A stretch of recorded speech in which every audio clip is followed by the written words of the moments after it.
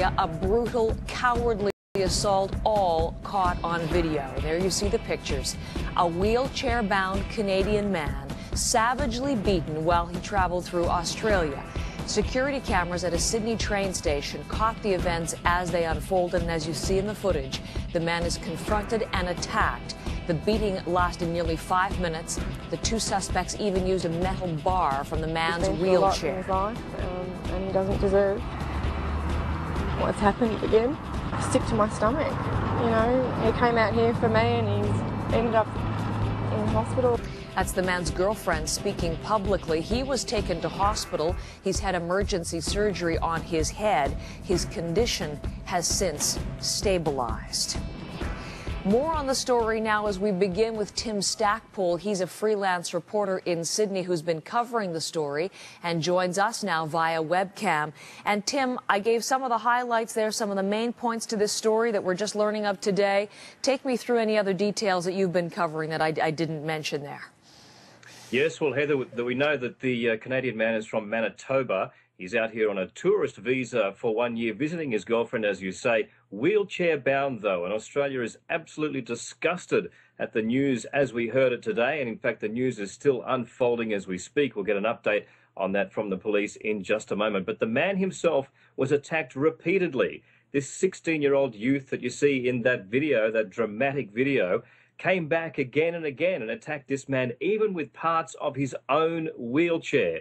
Now, as I say, the community here is outraged. This of Sydney is a little way from the coast. Perhaps the crime rate is a little bit higher than we'd like to see in Sydney in that suburb. But to be honest, no one would have expected a man in a wheelchair to be attacked at a railway station in this city, Heather.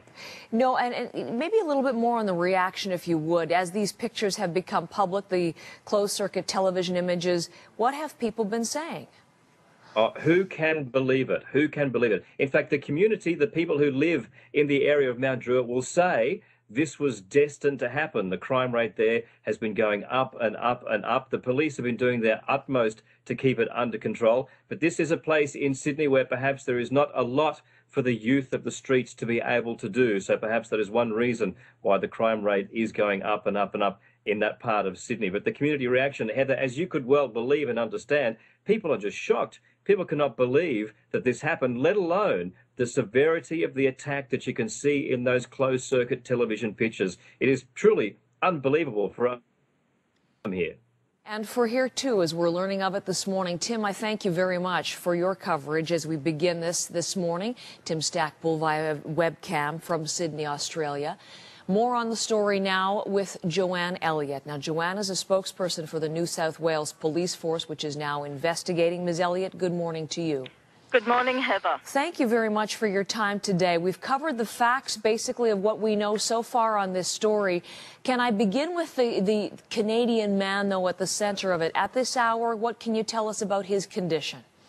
Look, I do believe that his condition has stabilised throughout the day. He did suffer very serious head injuries in this horrible assault, but I understand he was taken to a district hospital and then was transferred to one of our larger hospitals in Sydney's western suburbs at Westmead.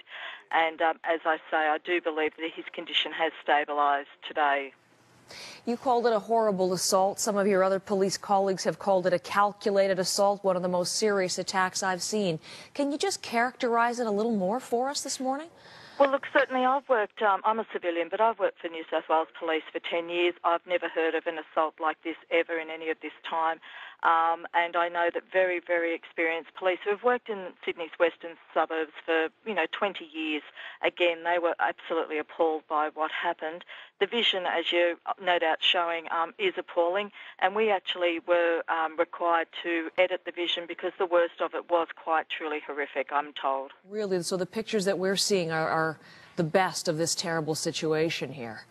Yes, relatively what we felt would be able to be showed on TV, basically, which would be the same as you, I'm sure, prime time between 6 and 7 at night. But I guess the good news is, Heather, is that we have had a 16-year-old youth appear in court today. He was charged with multiple offences over this assault.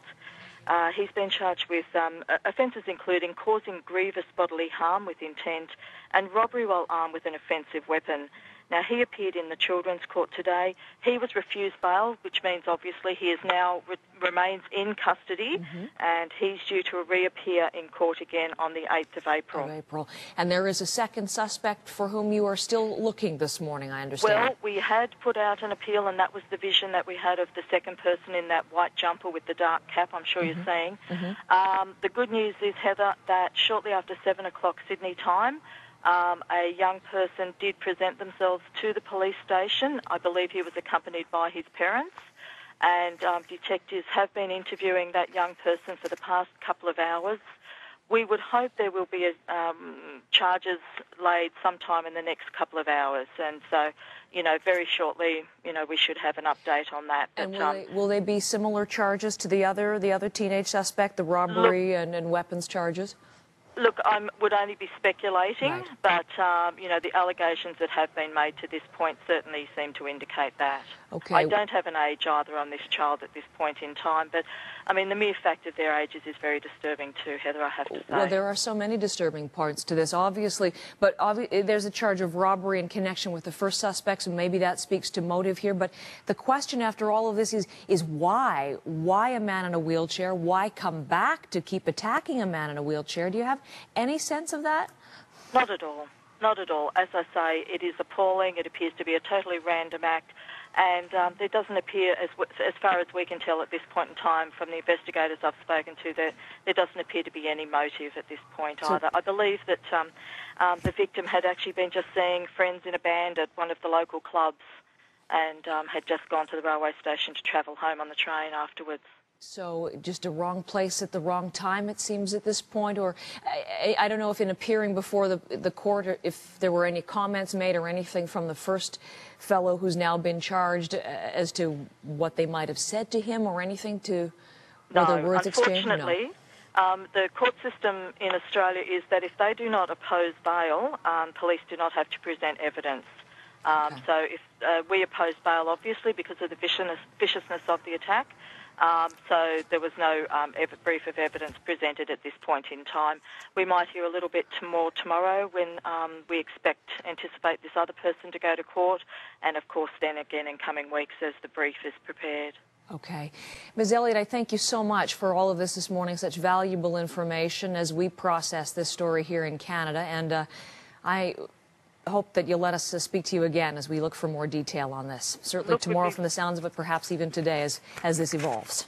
Yes, look, very happy to help again, and just terribly sad that this has happened because, as I say, it's never had a similar situation like this before. Right. Thank you so much again for all of that. Thanks, Heather. Joanne Elliott joining us this morning from the police force now investigating the Canadian man, a 35-year-old who wishes to remain at this point unidentified, but a 35-year-old man in a wheelchair. As we look at these closed-circuit television images one more time, and as we heard from Joanne Elliott, they edited out the worst parts of this vicious attack. They attacked him once, came back again, beat him about the head, and in some cases with metal bars from his own wheelchair. We'll have more on this through the day.